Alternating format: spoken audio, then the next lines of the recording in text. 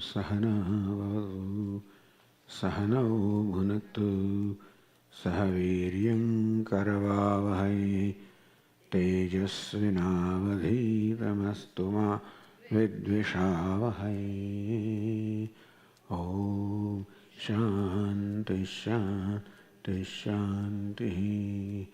Om Purnamadah Purnamidam Purnat Purnamudachyate Purnasya Purnamadaya Purnamevavashishyate.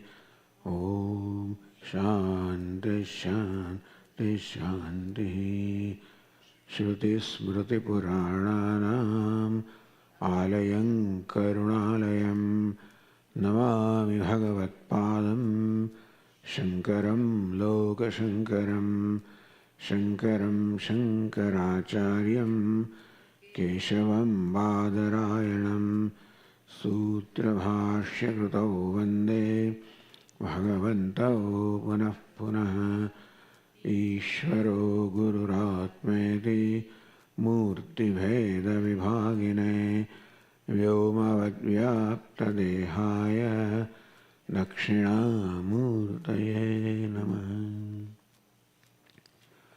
Om Parthaya Pratibodhitam Bhagavata Narayanena Swayam Vyasena Grasitam Purana Munina Madhye Mahabharatam Advaitamritavarshinim Bhagavatim Ashtadashadhyayinim Ambattvamanusandadami Bhagavad Gite Bhavadveshinim Yam Brahma Varunendra Rudra Maruta Stunvanti Divyaistavaihi Vedai Sangapadakrama Upanishadaihi Gayantiyam Samagaha Dhyanavasthita Tadgatena Manasa Pashyanti Yan Yoginaha Yasyan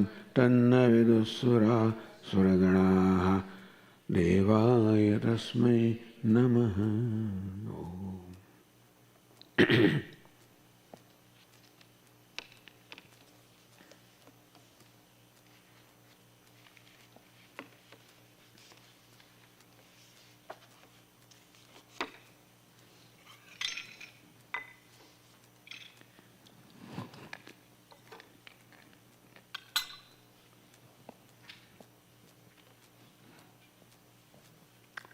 The 8th chapter of the Bhagavad Gita has been completed, and we'll be starting with the 9th chapter. There is quite a bit of difference between the content or the subject matter of the 8th chapter and that of the 9th chapter.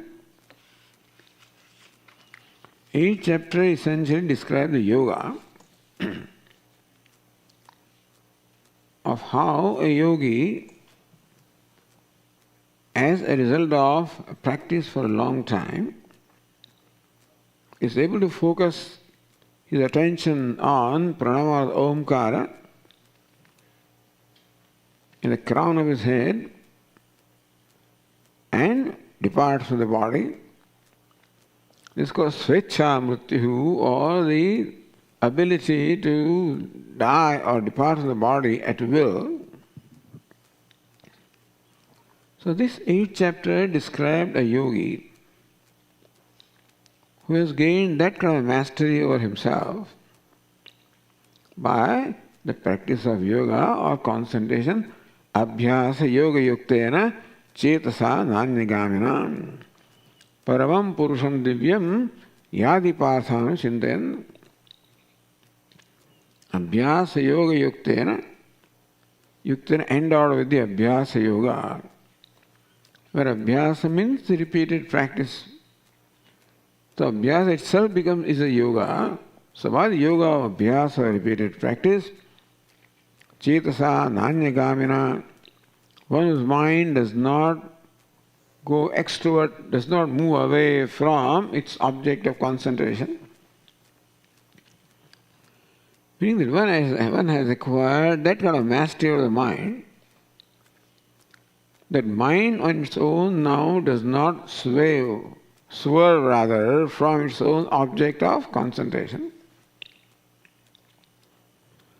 Now this cannot be simply the practice of concentration. It should also involve the love or devotion or liking for your object of concentration or meditation. So sometimes the aspect of bhakti or the devotion is not focused or not emphasized, let us say. But antakale chamasvan uttva kalevaram yah prayati tejandiham sayati. So Lord Krishna says, when one focuses attention on me, on account of the bhakti that he has for me or for the object of meditation, prayana kale cha manasachalena bhaktya yukto yoga balena chaiva. In that verse, Lord Krishna uses the word bhakti. Bhaktya yukta, endowed with bhakti, endowed with love for what he is meditating upon. And that is the glue that in fact attaches the mind with the object of meditation, with Ishvara, the object of meditation here. So bhakti becomes the glue and then the practice of concentration. Cetasa nanyagamina. The mind on its own itself does not get distracted. It wants to remain on the object of meditation. That involves both the concentration as well as the bhakti or the love for what the person is meditating upon.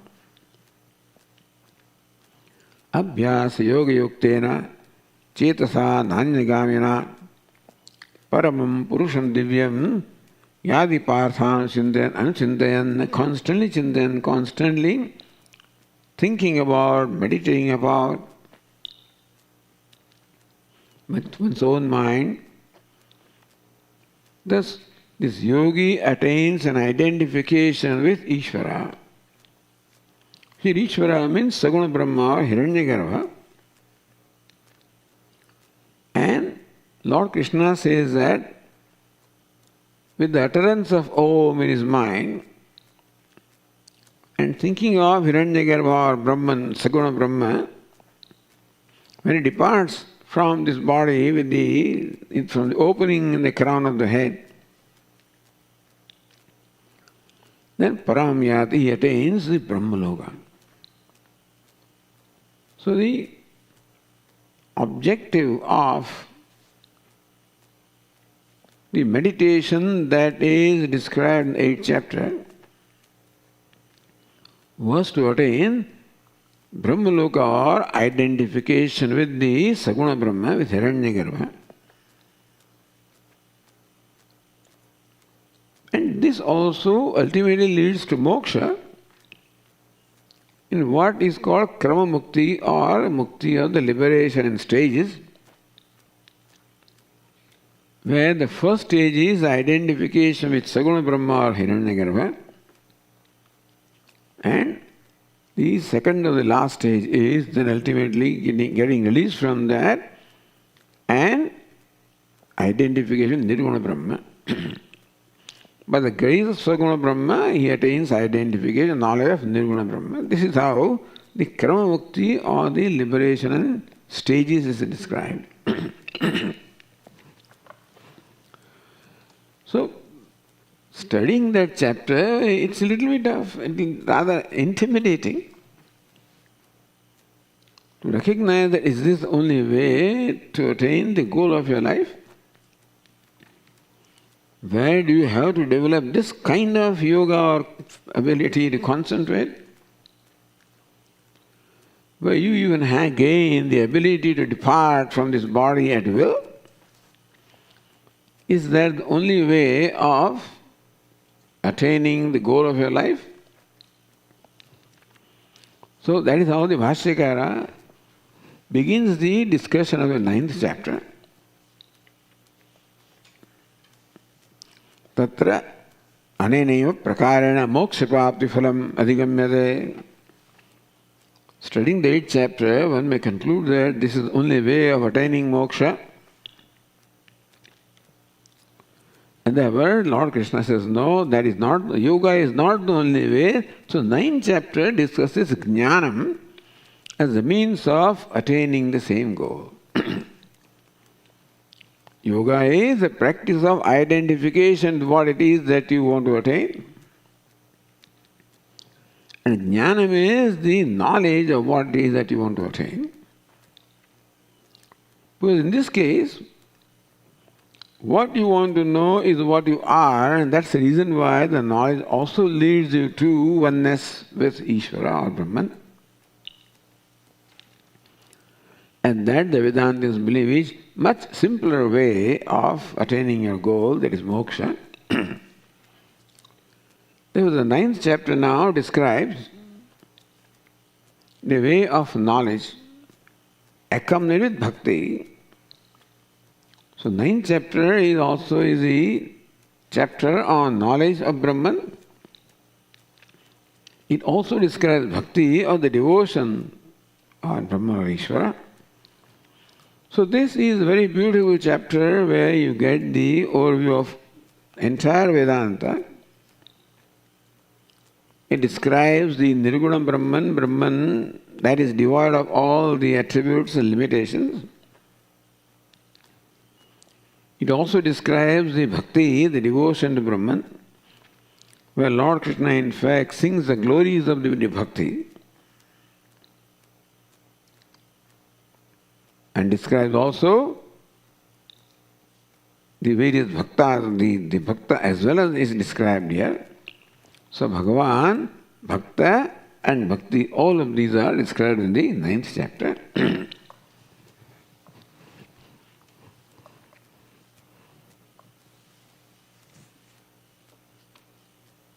And so now the Lord begins the discussion in the 9th chapter with the verse number 1, which you have here in your handout. I will recite 1/4 of the verse at a time, and you please repeat after me. If you don't have this handout, it is available here, by the way. Oh, it's right there. All right. Yeah. Oh, there also. There, 4 places. I'm coming after 8 months, I forgot that, There is no more dependent on these pieces of paper. It's all in front of you.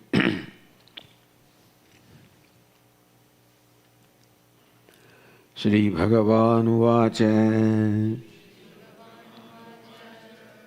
Idantu te guhyatamam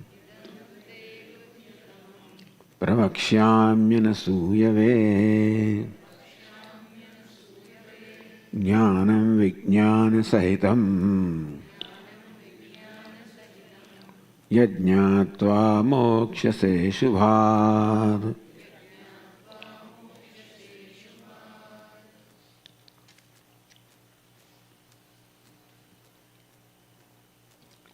Idan tu te guhyatamam prarakshāmi anasūyave. Te anasūyave prarakshāmi. To you, 4th case, te anasūyave, one is anasūyu. Who is anasūyu? So, one without the, he says, without the calumny, meaning that, so asuya is guneshu dosha darshanam.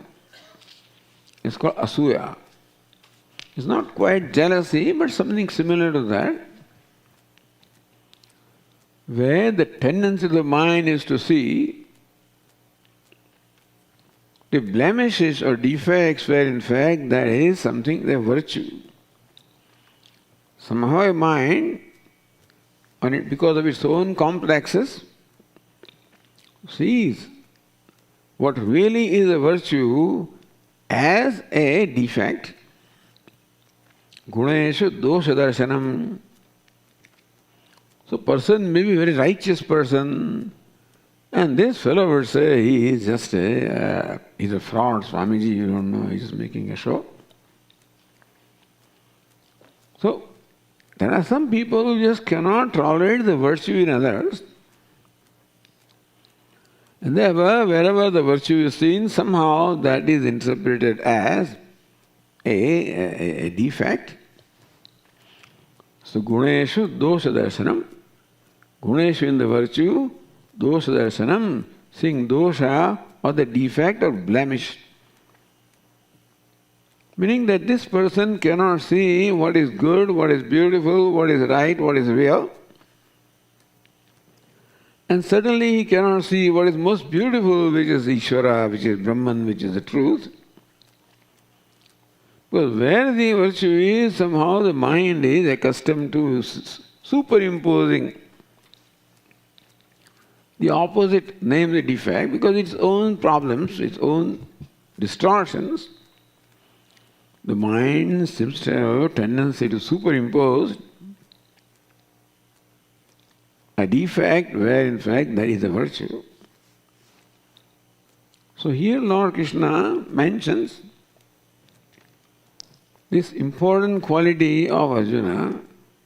Anasuyave, hey Arjuna, you who are free from asuya, free from calumny, meaning free from this habit of seeing dosha or the defect where in fact there is a virtue, meaning you see virtue where there is virtue.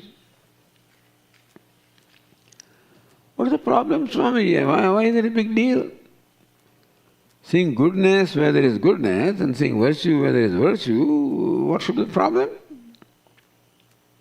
Well, somehow my mind does not allow me to see what is good in others sometimes.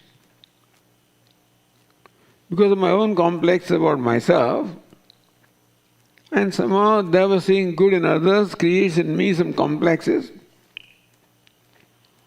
So this seems to be like a self-protecting mechanism inside, by which I continue to believe that I am all right. And naturally this person cannot see the reality of life, cannot see the truth. So one quality of Arjuna that is mentioned here, Lord Krishna at times describes different qualities or virtues of Arjuna. And one virtue of Arjuna that is described here is Anasuyave. Anasuya, one who is free from asuya, one is free from calumny, one is free from this habit of seeing the doshas or the blemishes or defects where in fact there are virtues. Meaning that one who sees virtues where there are virtues. Seeing virtue in other does not create it, because if I don't possess those virtues, it's likely that there may be a complex in me when I see that virtue elsewhere. If I am not a very honest person, then when I see honesty somewhere, I may feel that I'm a problem, complex with myself. To avoid that, I say, oh, Swami is just making a show. Somehow my mind wants to believe like that. Arjuna possesses a simple quality of seeing virtue where there is virtue, because he has no complex about himself. He sees himself as a virtuous person that he is. He has no difficulty in accepting virtues or goodness of other people, because accepting goodness of other people does not create in him a complex of some kind of evil in me. So, Anasuyave, you who do not see blemishes where there are virtues elsewhere, who is therefore simple enough, honest enough to recognize virtues where they are there, you also reflect the honesty and simplicity of Arjuna. So there's one virtue Arjuna is described which stands for all other virtues.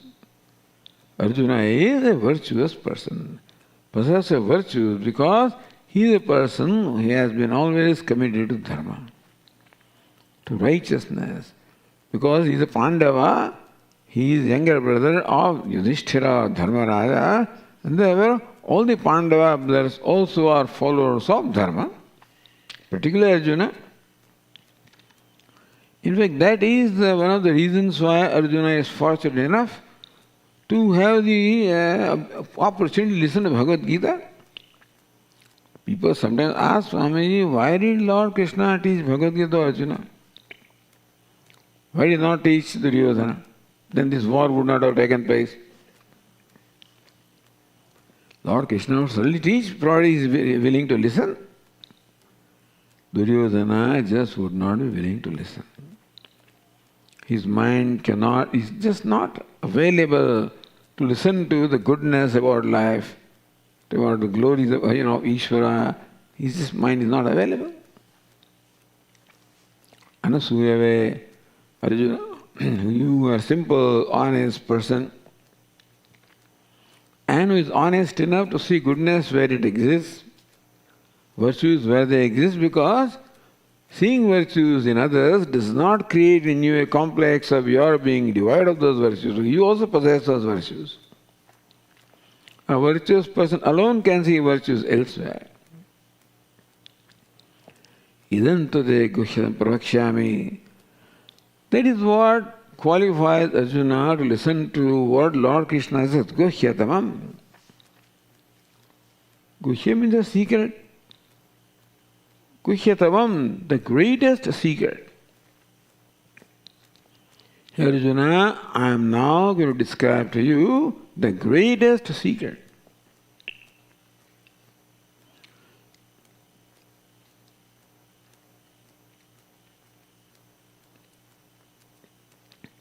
Pravakshami, prakarshena vakshami, I will describe to you in all the details. Meaning that not only I will describe what that greatest secret is, but also describe the means of gaining that secret or knowing that secret. Jnanam, vijnana sahitam. Jnanam means knowledge, vijnanam means vishesha jnanam. So when these two words are used together, jnanam and vijnanam, then we have to see different meanings in them. Otherwise, often jnanam means the same as vijnanam when only one word is mentioned. Therefore, the commentators here explain jnanam as paroksha jnanam, vijnanam as aparoksha jnanam. So in Vedanta, knowledge is described as a twofold knowledge, two-step knowledge, paroksham, aparoksham, indirect knowledge and direct knowledge. Immediate knowledge, immediate knowledge. This is a peculiar thing about our own self. About Brahman, which is our own self. As long as Brahman or Ishvara is known as someone or something different from me, so long I do not know Ishvara in the totality, and that knowledge is paroksha jnana or indirect knowledge. Sometimes intellectual knowledge, intellectually I understand what it is, but it is not experiential jnana, so this is how it is distinguished also. But intellectually I know, but experientially I do not know. Our Puja Swamiji always avoids the word experience and stuff like that, because again, it may lead to misunderstanding. But it doesn't have to if you understand the word correctly. Now, when the word experience is, where any word is used, it is going to create some difficulties. But all the words are borrowed from our day-to-day life. And we use the word experience. As I'm experiencing you, I'm experiencing a given thing. That experience involves the duality of the experiencer and what is experienced. The experience may not be an accurate word to describe the knowledge of Brahman. However, an experience also creates an idea of an immediacy, an intimacy. In that case, experience also is an intimate knowledge. Therefore, the word experience is used often in Vedanta to mean intimate knowledge, immediate knowledge. What is immediate? Knowledge without the duality of the knower and the known. That is called aparoksha jnanam, or immediate knowledge. Jnanam, vijnana says, what is jnanam? Then jnanam is called paroksha jnanam, or the indirect knowledge, immediate knowledge. Now, for example, right now if I have to describe to you a beautiful new lake that is created in the city of Ahmedabad, let us say. I would describe them in words, and depending upon my, ability to describe to you, you will get a picture of that lake. And beautiful trees around there, and the boats in the lake, and then some high-risers around and whatever. You get a mental picture of that lake. But that would be only called paroksha jnanam, indirect knowledge, because you have not directly or immediately seen that. When you go to that place and see that lake, then it becomes the immediate knowledge, pratyaksha jnanam, immediate knowledge. Swami would give the example. Once upon a time in Rishikesh, some Western students were also there with Swamiji, not in India, rather in the United States. He was describing to the Western students the bhandara, the feasts that are given in Rishikesh to the sadhus. Very often they serve the laddus.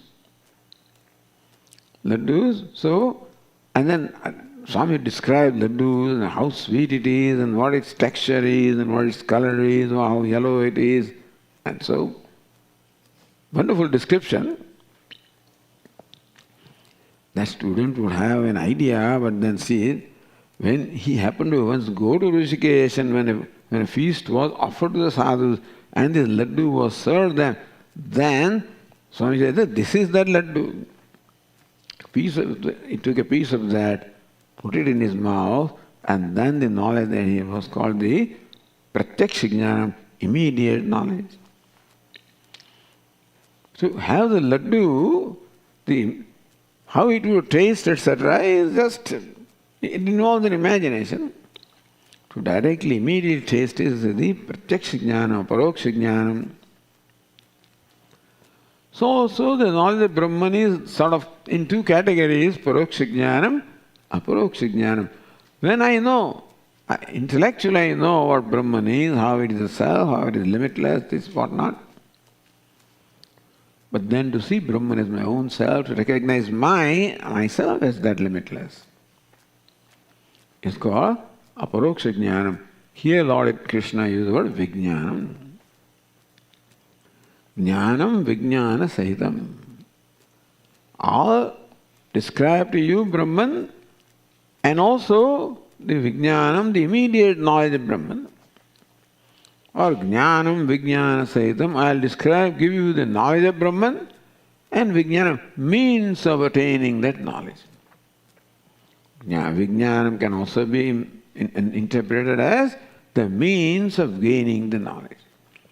Here Lord Krishna will describe bhakti as a means of gaining the knowledge of Brahman.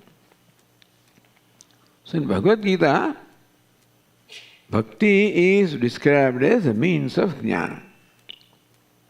The Vedantins also always will say, bhakti or the devotion is the means or sadhanam for jnanam, for the knowledge. The bhaktas on the other hand would say that jnanam is a means of bhakti. Listen to bhakti acharya, where bhakti is looked upon as a goal, then jnanam, that is true.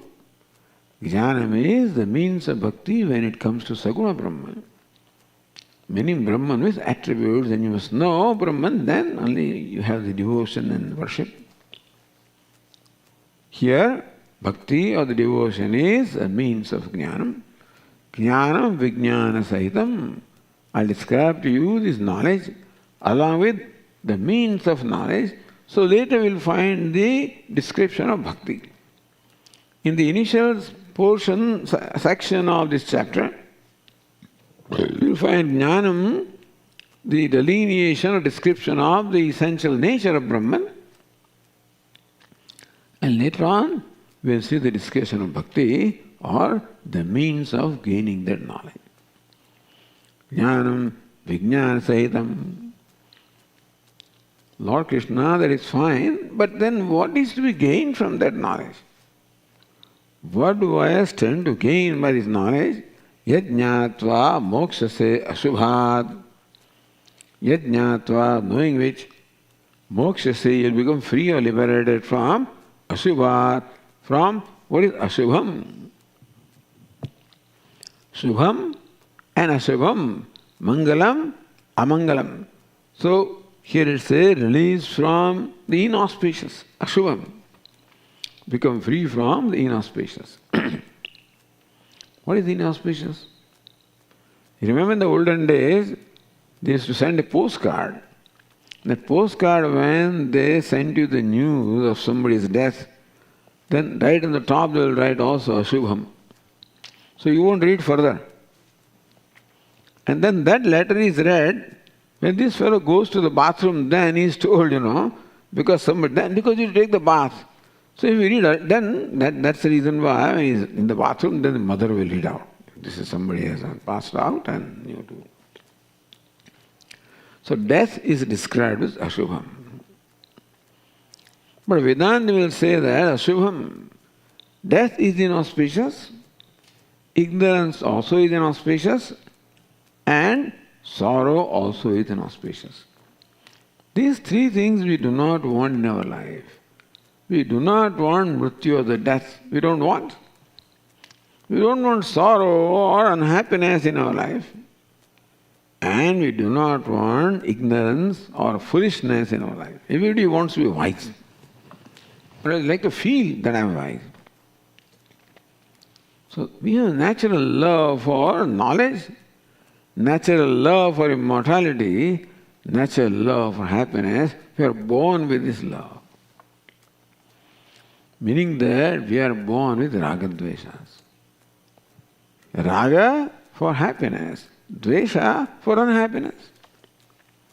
Raga for immortality, dvesha for death. Raga for knowledge, dvesha for ignorance. Now, how we interpret in our life this knowledge, ignorance, how the raga dveshas actually take the form will depend upon an individual. But the tendency for raga dvesha is there in us because there is natural love for knowledge, natural love for immortality, natural love for happiness. Why is it so? Because that is our own nature. Satyam Jnanam Anantam Brahma or Satchit Ananda Brahma.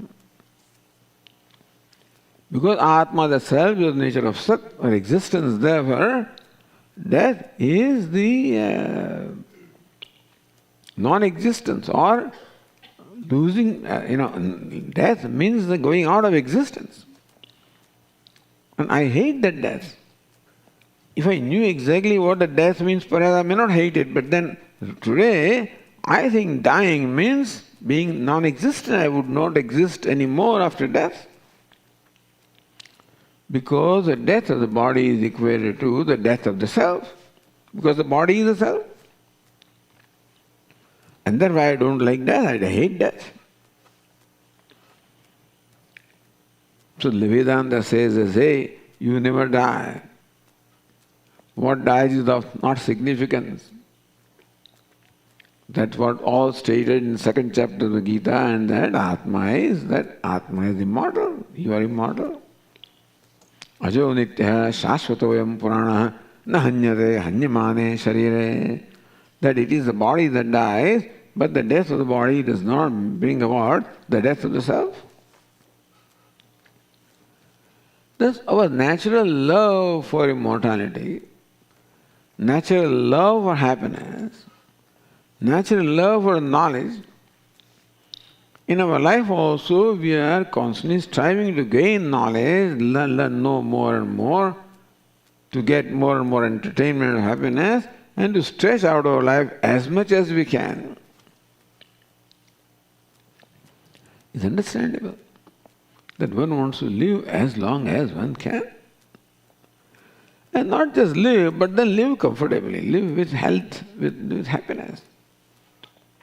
So I want to live and live happily. This is a natural thing, and that's how it should be. So Lord Krishna says, Yajñātva mokshase ashubhat. Here Arjuna, knowing which you'll become free from ashubha, inauspicious. Death is inauspicious, ignorance is inauspicious, and dukkha, sorrow is inauspicious. How do you become free? By recognizing that this sorrow or the death or ignorance, they do not belong to where you think it is, they do not belong to the self, they belong to the non-self. Death belongs to the body. Since I take the body to be myself, therefore the death of the body is taken to be death of myself. But that's what Vedanta, Bhagavad wants to teach, that you are not the body. The body is like your a costume. Like an actor wears a costume, so also you wear this body, mind, sense equipment. And therefore the death of the body is not your death. Ignorance belongs to intellect. And you are not the intellect, therefore you are not ignorant. Unhappiness belongs to the mind, sorrow belongs to the mind. You are not the mind, therefore sorrow doesn't belong to you.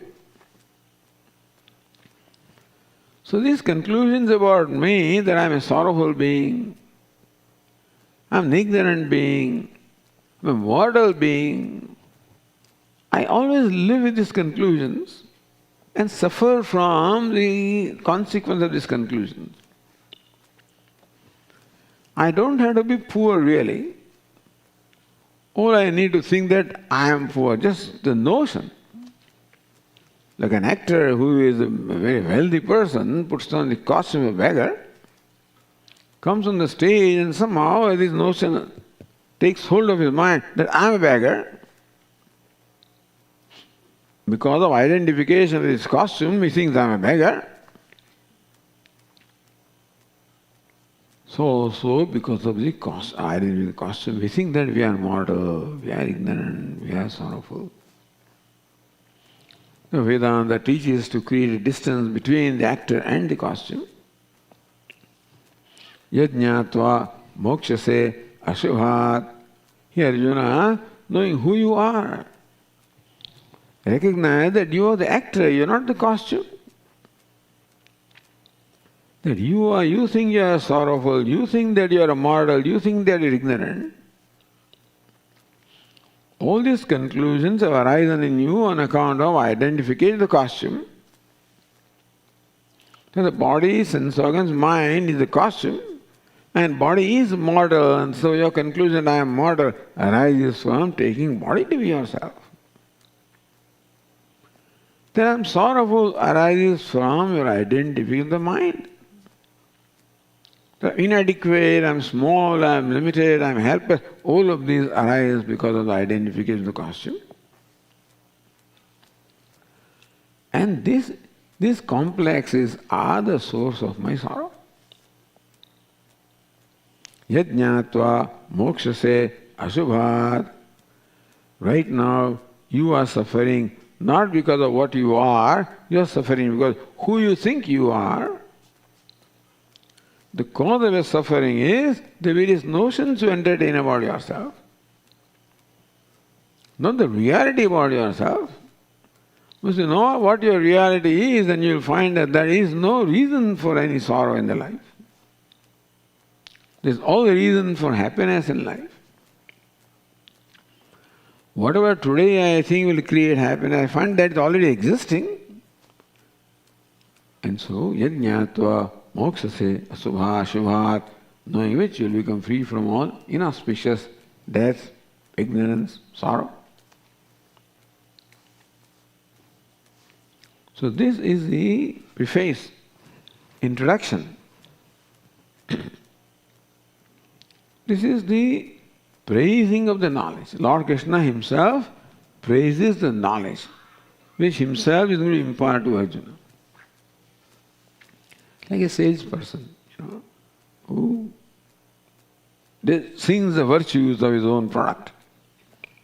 So Lord Krishna also, as those sings the virtues of what he is going to communicate or teach Arjuna. Why is it so? For creating a value. That Arjuna, meaning ourselves, we should know what it is that what we are listening to or the knowledge we are gaining is something very valuable. And more valuable it is, more important it becomes to us, more important it is, then more committed we can be. Because a human being, I am a utilitarian. And I always want to know what is the benefit of what I am going to do. Therefore Lord Krishna describes the glory of this knowledge. So Arjuna understands how precious the knowledge is, how valuable it is, how important it is for him. More he understands, more valuable he understands knowledge to be, and that's how more commitment he will have. So to create an enthusiasm in the listener for what one is going to say is the purpose of praising what you are going to say. So Lord Krishna praises the knowledge. So in 9th chapter, why all the way in the 9th chapter? In every chapter Lord Krishna will do. As though every chapter is a fresh chapter, and so Lord Krishna builds the background.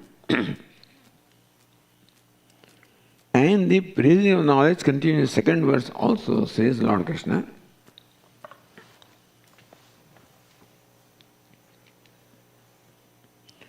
So, yajñātvā mokṣase asubhāt raja vidya raja guhyam pavitramidam uttamam pratyakshaavagamam dharmyam susukham kartum avyayam.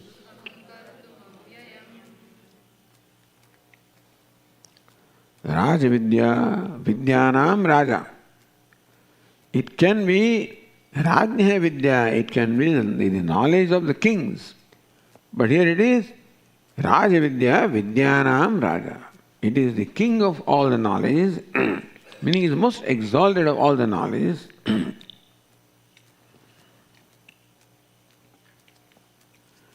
Rajate iti Raja, the one who shines. Usually a king possesses some specialty, something that distinguishes him from other people. So when if king is standing in between among them, then he comes out, stands out rather, and then he's something different, something distinguished. So king is the one who shines. So Rajate iti Raja, the one who shines. So Dipti Atishayatva. So this knowledge also shines among all the knowledges. There are various kinds of knowledges, but particularly you can divide knowledge in two categories. As Mundaka says, Dve Vidye Veditavye Yat Hasma Yabrahma Vido Vadanti Parachayo Aparacha. Brahmavida, there the teacher says to the disciple, see, the knowers of the Vedas, they say there are two kinds of knowledge. One is the Aparavidya, other is the Paravidya. Inferior knowledge, superior knowledge. Or you can say the knowledge of the inferior, the knowledge of the superior. This is Raja Vidya, knowledge of superior thing, knowledge of Brahman, knowledge. Because Brahman is self-shining. Atma is self-shining in the nature of consciousness. So the knowledge also shines on its own. And the knower also shines among others. Therefore, Raja Vidya, the king among all the knowledges. Raja Guhyam, Guhyam in secret, it is king of all the secrets, the greatest secrets. This secret cannot be discovered unless you grow. We have to grow. We have to grow in our own, basically, inner purity. The most important qualification required for knowledge is the inner purity. The purity of the mind. As the mind becomes sattvic, as you know, the mind has three dispositions, sattva, rajas and tamas. When tamas predominates the mind, then there is darkness, dullness, lethargy, inactivity, lack of any motivation. Rajas, when the mind predominates in rajas, then there is restlessness, there is activity, there are desires, there are goals, there are ambitions, there is greed, dissatisfaction. And sattva, when the mind is sattvic, there is inner contentment, inner purity. So, rajas, inner discontentment. Sattva, inner contentment. So Bhagavad Gita preaches us, tells us how to slowly transform ourselves from a rajasic person to a sattvic person. We believe here that a tamasic person will never come to listen to Bhagavad Gita. The one who comes is a rajasic person, an active person who wants to do something, who wants to accomplish something, who wants to achieve something.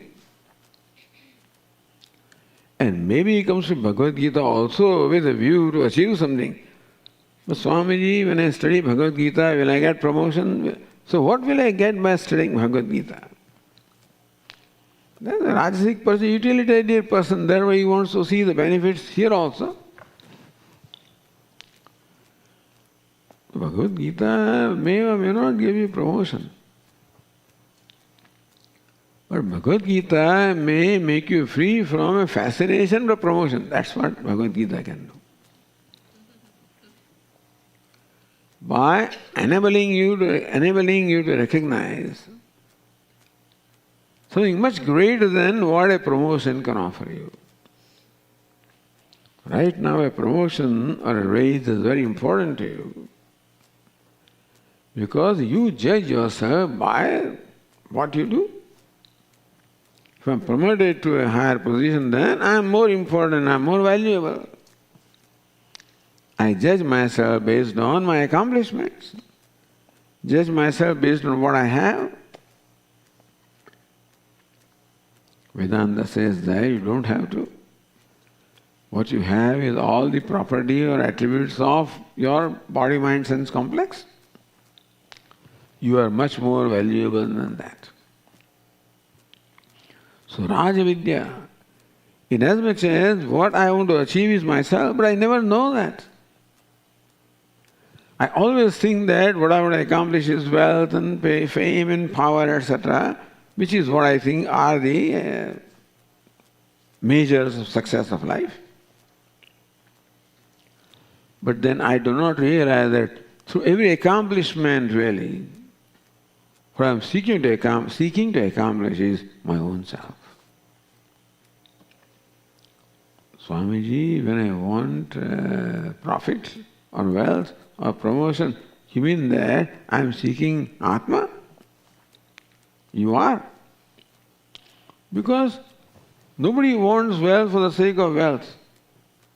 Just giving me $1 million or dollars or so, Swamiji, here is this bag full of money. $1 million are there. Take it. Why are you giving me? I just stolen it from there and giving to you, so I don't want to touch it. Meaning, I don't want money for the sake of money, I want money for what it gives me. Meaning that I want something because basically I want happiness.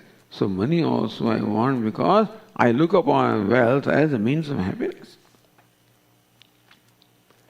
I want anything in my life only because I look upon that as a means of happiness. If that changes, if my perception of what gives me happiness, everything changes. We have the cases of many, many great kings and emperors also just renounced their kingdom. Gautam Buddha, of course, is one of the most glowing examples. There was King Bhartruhari also discovered. And there are many who have discovered the glory of the self, discovered the limitations of the worldly accomplishments, and then they turned away. So we hang on to those things as long as we have not recognized their limitations. Not only limitations, but not recognize how binding they are. What I think is freeing me, in fact, is causing burden upon me, etc. When I recognize those things, I don't want to have them. But anyway, this is how people, when they discover what they've been valuing all along is not so valuable. It is valuable as far as the worldly comforts are concerned, no doubt. And we need them. But there is a limitation of what comfort ultimately they can give me. And then I realized that I have to discover the comfort from my own self. If I'm not comfortable with myself, outside things can give me limited comfort only. Even if they give me a good house, everything they give me, if I'm not happy with myself, then all of those things will have a limited influence upon me. Therefore, Rajaguhyam, this is a secret. That I do not recognize what it is, what I'm seeking is really already accomplished. What I'm seeking in my life is to be discovered from my own self. Not knowing that, I'm always constantly striving to achieve that from external means. Rajaguhyam, like the 10th man, is in search for the 10th man and goes, from morning till evening, searches in various places. So also human being is constantly searching, not recognizing what he's seeking is his own self. Rajaguhyam. This 10th man is the greatest secret for the one who is searching for the 10th man. To us it may look, very laughable. But the person who is searching for 10th man is very serious, and they are looking everywhere, and every sign of the 10th man he explores. Somebody says, I saw a strange person, behind that thing, I'll go there. I saw somebody on the top of the tree, I'll go there. I saw somebody in the temple, I'll go there. Not recognizing that what I'm seeking is my own self. Rajaguhyam. Therefore, myself is the greatest secret to me. Inasmuch as I do not realize that every moment what I am seeking from anywhere is nothing but myself. And not knowing that, I am always creating distance and endeavor, seeking what is not where I am seeking. Rajavidya, Rajaguhyam, and the way also Rajaguhyam is the king of all the secrets. Meaning that you recognize it when you stop searching. As long as you're searching for the 10th man, you are not going to find 10th man, because the search for the 10th man presupposes the denial of the 10th man. That I cannot be looking for the 10th man unless I have concluded I am not the 10th man. So in search for 10th man, there is denial of 10th man who is my own self. And so also, as long as human beings searching for success, searching for happiness, searching for peace, searching for love, it all presupposes a self-denial, because he's looking for that where it is not. He's first of all disowning where it is and looking for it where it is not. In that sense also we can say it is a great secret, Rajaguhyam. the greatest of all the secrets. Like, these travelers in a train, one of these passengers is a very wealthy person from Chennai, and he's traveling from Chennai to Delhi in a train with a lot of cash money, which is perhaps he may need in Delhi. And a greatest of the thief in Delhi came to know that this fellow is traveling like this, so he also managed to get the reservation, same train, the same compartment, same coupe compartment, where the wealthy person has a seat below and this fellow has a seat above, and they are traveling. Now comes evening, and then our friend, the rich man, he has a briefcase. So during the day, of course, they are sitting on the same berth, one after, one beside the other. So this fellow opens his briefcase and keeps the lid in such a manner that the other fellow cannot see what is behind the lid, and he counts his bundles of money. But this fellow is a thief, and from a corner he somehow saw that this is where he is counting money. After counting, the briefcase is closed. Then, in course of time, night arrives. After dinner, both of them go to sleep. So now the thief already has plans. He is above, this fellow is below, and he hears snoring of the other passenger. He comes down and looks for the briefcase. Someone finds it. He has all kinds of keys with him. Opens that, but no money. So he was counting this money in the bundles of money. I saw it in the briefcase. I don't see them. Where is it?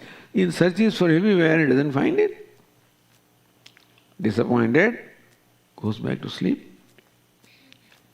Comes next day morning, and our wealthy person from Chennai or Madras opens the briefcase again, such that this fellow cannot see what is behind the lid of the briefcase, and counts his money.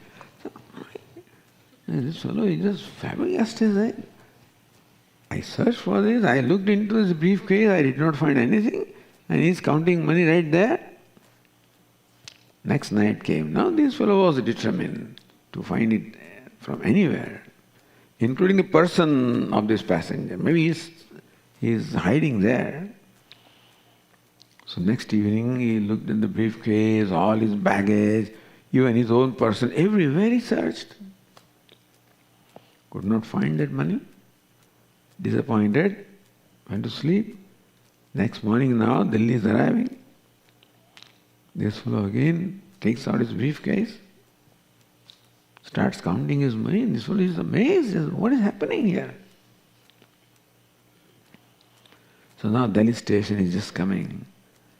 At that time, this thief from Delhi tells the businessman from Chennai, says, look, I'm a famous thief from Delhi. But today you are my guru. I don't want your money, but please tell me, where were you hiding the money? He says, below your pillow. Somewhere this fellow would never look. Similarly, that is why it is a great secret.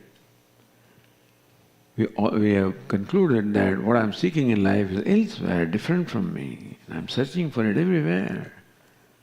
Searching for happiness everywhere. I think I get it. Not quite. What I am searching for is, in fact, happens to be my own nature. But I have concluded I am unhappy.